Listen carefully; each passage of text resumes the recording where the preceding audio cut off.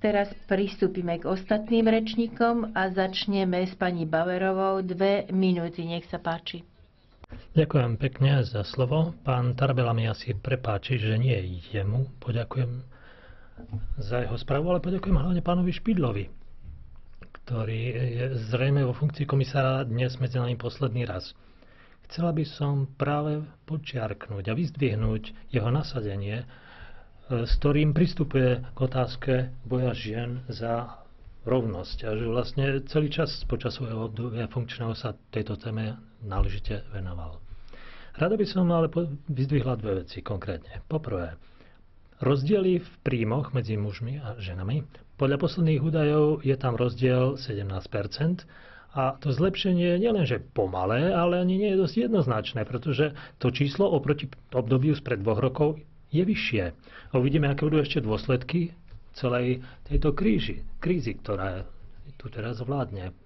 Možno v krátkodobom horizonte nemôžeme očakávať zlepšenie.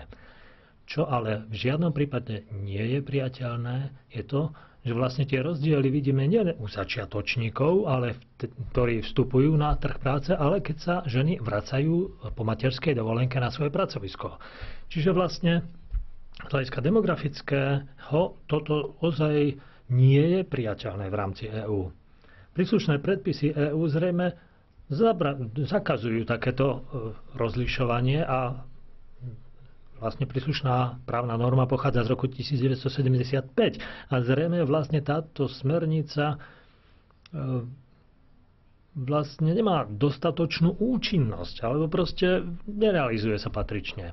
Veľmi sa teším tomu, čo povedal pán Špidla v tom zmysle, že v roku 2010 sa dá očakávať, že príde nejaká správa o tom, čo vlastne komisia chce vykonať v záujme toho, aby vlastne aj tie právne úpravy, ktoré sú v platnosti, aby boli viac účinné.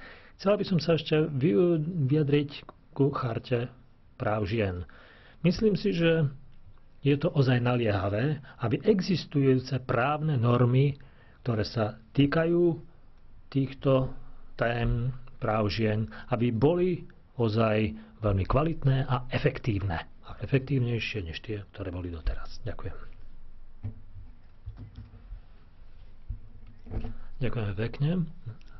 Slovo má pani Estrella.